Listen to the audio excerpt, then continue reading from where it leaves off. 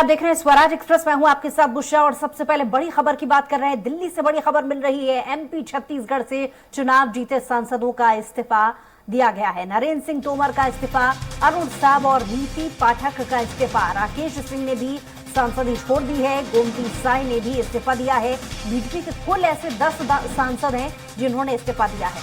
अब मंत्री पद से भी अब वो अपना इस्तीफा देंगे। प्रहलाद पटेल ने सांसद सदस्य से इस्तीफा दिया है। राज्यवर्धन सिंह राठौर ने भी इस्तीफा सौंप दिया है। किरोड़ी लाल मीणा ने राज्यसभा की सदस्यता से इस्तीफा दे दिया है। दिया कुमारी, उदय प्रताप सिंह का इस्तीफा, रीति पाठक, नरेंद्र सिंह तोमर, राकेश सिंह ने सांसद सदस्य से इस्तीफा दिया है। बीजेपी के सभी सांसदों ने इस्तीफा दे दिया है जो विधायक बने हैं। इसमें नरेंद्र सिंह तोमर, प्रहलाद पटेल, राज्यवर्धन सिंह राठौर, दिया कुमारी, रीति पाठक, अरुण साहू, राकेश सिंह, उदय प्रताप सिंह, गोमती साहू लोकसभा स्पीकर से मुलाकात कर लोकसभा की संसद सदस्यता से इस्तीफा दे दिया है। तो दिल्ली से ये बड़ी खबर आपको बता रहे हैं। एमपी छत्तीसगढ़ से चुनाव जीते सांसदों ने इस्तीफा दिया है। नरेंद्र सिंह तोमर का भी इस्तीफा इसमें शामिल है। चाहे वो मध्य प्रदेश हो, छत्तीसगढ़ हो, राजस्थान हो, यहाँ जिन जिन केंद्रीय मंत्रियों ने, सांसदों ने चुनाव लड़ा है राज्य विधानसभा के लिए और वो जीत गए हैं, उसके बाद आज एक साथ इन सभी नेताओं ने इस्तीफे दे दिए हैं। छत्तीसगढ़ से अरुण साव, रीति पाठक, इन्होंने इस्तीफा दिया है। मध्य प्रदेश से नरेंद्र सिंह तोमर, इन्होंने इस्तीफा दिया है। और राजस्थान से राज्यवर्धन सिंह राठौर, माना जा रहा है कि राज्यवर्धन सिंह राठौर राजस्थान के मुख्यमंत्री के फेस में से एक दौर, उनका चेहरा भी शामिल है इसमें कि शायद उन्हें मुख्यमंत्री बनाया जा सकता है। बहरहाल ये अभी महज एक अटकलें हैं, एक अनुमान है। लेकिन आपको बता दें कि जिन जिन सांसदों ने राज्य विधानसभाओं के लिए चुनाव लड़े और वो जीत गए, उसके बाद उन्होंने अपनी सांसदी से इस्तीफा दे दिया है।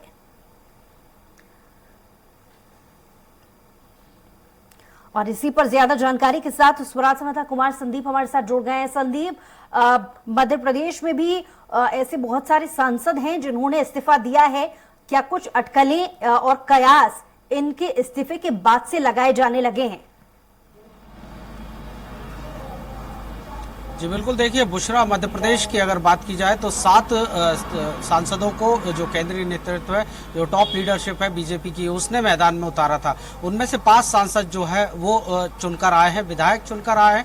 और अब देखने वाली बात ये होगी कि इन 5 सांसदों ने जो विधायक बने हैं, उन्होंने आज लोकसभा स्पीकर ओम बिरला से मिलकर अपनी संसदीय जो थी उससे इस्तीफा दे दिया है। निश्चित तौर पर कयास यही लगाए जा रहे हैं कि अब जो है संगठन में काम करेंगे या फिर आने वाले जो लोकसभा चुनाव हैं उनके लिए बीजेपी अपने आप को चुनावी मोड में फिर से तैयार कर रही है। अब इन 5 सांसदों की भूमिका क्या होगी मध्य प्रदेश में, ये तो केंद्रीय नेतृत्व तय करेगा। लेकिन इसके साथ ही छत्तीसगढ़ से भी 2 सांसद चुनकर आए हैं विधायक, उन्होंने भी इस्तीफा दिया है। साथ ही साथ राजस्थान से जो चुनकर आए हैं बीजेपी के विधायक बने हैं सांसद, उन्होंने भी इस्तीफा दिया है। कुल मिलाकर जो केंद्रीय नेतृत्व रविवार तक जो पर्यवेक्षक भेजने की बात की जा रही है, विधायक दल की बैठक होने की बात की जा रही है, उससे पहले ये इस्तीफे चौंकाने वाले हैं। क्योंकि लगातार जो है सीएम की रेस में इनमें से 2-3 जो नाम हैं उनको माना जा रहा था, चाहे बात की जाए नरेंद्र सिंह तोमर की या फिर प्रहलाद पटेल की। ये वो नाम है जो तेजी से जो है सीएम की रेस में आगे बताए जा रहे थे और आज उन्होंने इस्तीफा दिया है। तो निश्चित तौर पर जो रोड मैप बीजेपी तैयार कर रही है 2024 के लोकसभा चुनाव का, उसकी तैयारियों पर जो आला कमान है वो कितना गंभीर है, ये इन सांसदों के इस्तीफे से जो है समझा जा सकता है। बुशरा, चलिए लौट रहे आपके पास। हेमंत भी हमारे साथ छत्तीसगढ़ रायपुर से जुड़े हुए हैं। जी हेमंत, छत्तीसगढ़ के भी जो लोकसभा सीट से सांसद रहे हैं उन्होंने इस्तीफा दे दिया है। जाहिर है कि विधानसभा चुनाव वो जीते हैं, लेकिन अगर पूरा ये पॉलिटिकल एनालिसिस कर लिया जाए, परत दर परत ये चीजें साफ होती जा रही हैं। जिस वक्त प्रत्याशियों की घोषणा की जा रही थी, कहा यह जा रहा था, चुटकी ली जा रही थी बीजेपी के नेताओं की तरफ कि ऐसी क्या आवश्यकता पड़ गई कि केंद्र के नेताओं को राज्य की राजनीति में उतारा जा रहा है। तो परत दर परत इन सवालों के जवाब मिलते जा रहे हैं और ये एनालिसिस क्या कहता है?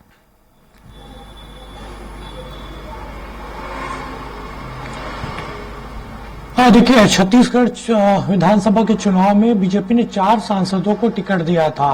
अरुण साव, गोमती साय, रेणुका सिंह और विजय बघेल।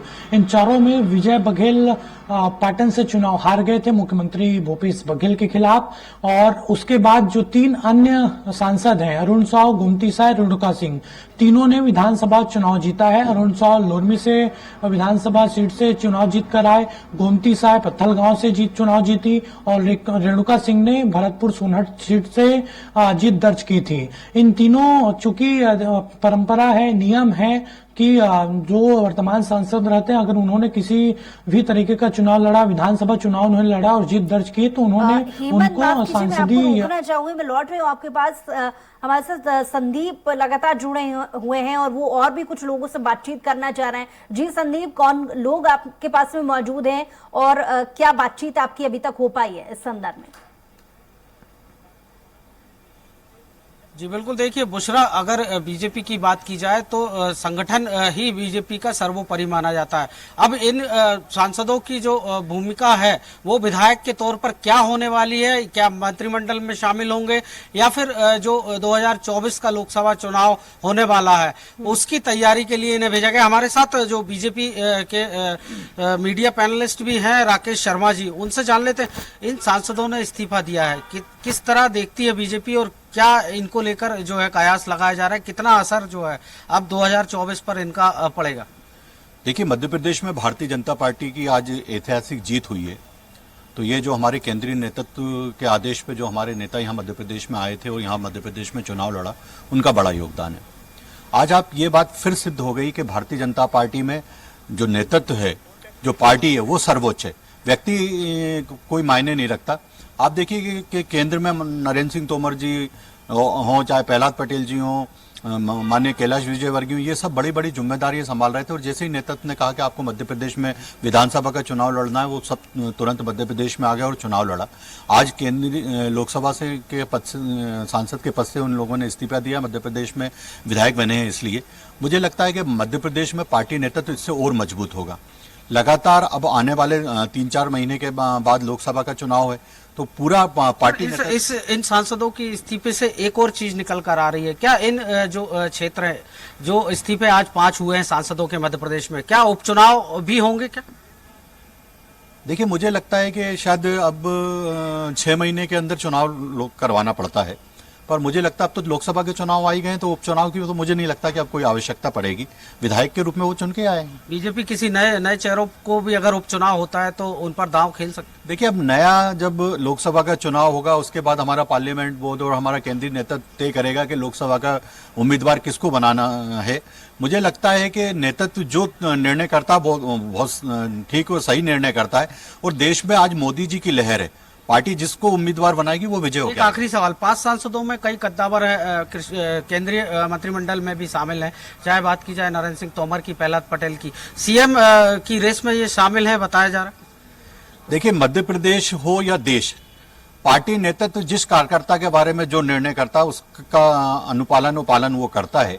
आपने देखा कल माननीय शिवराज सिंह चौहान जी ने कहा कि मैं पार्टी का कार्यकर्ता हूं, मैं ना पहले रेस में था ना आज रेस में हूं। इसी तरह से पार्टी नेतृत्व हमारे बारे में निर्णय करता है और वो जो निर्णय करता है उसको सब सहर्ष स्वीकार करते हैं। तो बुशरा, आप देख सकते हैं जो चाहे सीएम की रेस में जो केंद्रीय मंत्रिमंडल में शामिल चेहरे थे, नरेंद्र सिंह तोमर या प्रहलाद पटेल, या फिर बात की जाए जो लोकसभा चुनाव अब चूंकि 4 अप्रैल या मार्च तक हो ही जाएंगे, ऐसे में उपचुनाव की कितनी संभावना है ये भी टटोलने की बात की जा रही है कि बीजेपी क्या इन जो संसदीय क्षेत्र हैं वहां पर नए चेहरों को मौका दे सकती है। लेकिन ऐसा होता दिखाई नहीं देता है, क्योंकि लगातार जो केंद्रीय नेता हमारे साथ जुड़े हुए हैं। जी हेमंत, बात पूरी कीजिए पहले।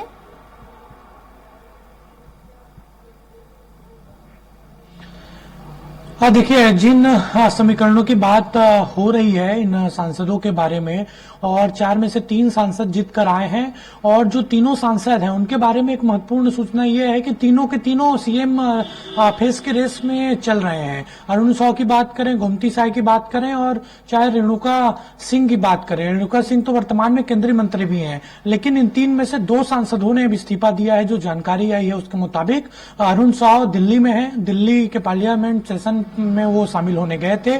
उस दौरान उन्होंने इस्तीफा दे दिया। गोमती साय रायगढ़ की सांसद हैं, उन्होंने भी इस्तीफा दे दिया है। रेणुका सिंह को लेकर कोई अभी खबर नहीं आई है, क्योंकि वो रायपुर में है, अपने निवास में कार्यकर्ताओं से उनकी मुलाकात हो रही है लगातार।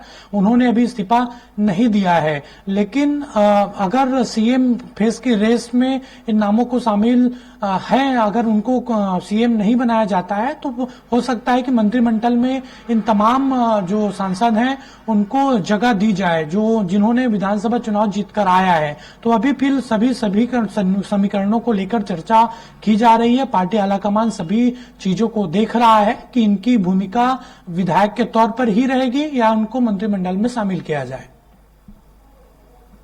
चलिए लौट रहे हैं आपके पास हेमंत जी। संदीप, जिस तरीके से आप बता रहे थे कि पार्टी संगठन को लेकर उपचुनाव का भी हालांकि आपने बीच में जिक्र छेड़ा था और बीजेपी नेताओं से जानने की कोशिश की थी कि उपचुनाव को लेकर के स्थिति क्या हो सकती है, लेकिन अभी क्योंकि मध्य प्रदेश में बीजेपी की सरकार आ चुकी है, जिम्मेदारियां देने को लेकर के अभी बहुत सारे काम बीजेपी के अंदरूनी संगठन में बचे हुए हैं। तो जिम्मेदारी देने को लेकर किसे क्या जिम्मेदारी दी जा सकती है, कैबिनेट में कौन कौन हो सकता है, इन तमाम सवालों के जवाब क्या थोड़े तौर पर स्पष्ट हो पाए हैं? देखिए, मध्य प्रदेश की सियासी फिजा इस वक्त काफी गर्म है बुशरा, क्योंकि जिस तरह से केंद्रीय मंत्रियों को चुनाव में उतारा गया था और उसके बाद 5 जो सांसद थे उन्होंने इस्तीफा भी दे दिया है। इसके बाद जो हलचलें हैं और बढ़ गई है, क्योंकि सीएम का चेहरा कौन होगा इसको लेकर लगातार जो है पशोपेश की स्थिति में मध्य प्रदेश में। कल 2 वीडियो रिलीज किए थे मुख्यमंत्री शिवराज सिंह चौहान में, जिसमें उन्होंने कहा था कि मैं ना तो पहले सीएम का दावेदार था ना अब हूं।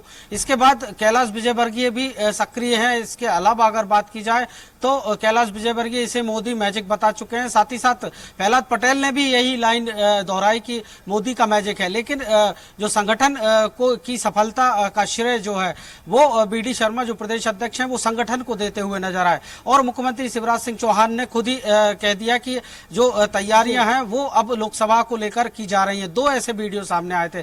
कुल मिलाकर जो अब 2 उप मुख्यमंत्री बनाने की बात भी जो है वो मध्य प्रदेश सरकार में सामने आ रही है। एक मुख्यमंत्री होगा, 2 उप मुख्यमंत्री होंगे, क्योंकि ओबीसी की बात की जाए या आदिवासी चेहरे की बात की जाए, बड़ा एक वर्ग है और इसने इस बार बीजेपी को बम्पर वोटिंग की है। ऐसे में माना यही जा रहा है। आपसे अपडेट्स और भी लेंगे। फिलहाल बहुत शुक्रिया, और हेमंत आपका भी बहुत शुक्रिया तमाम जानकारी के लिए।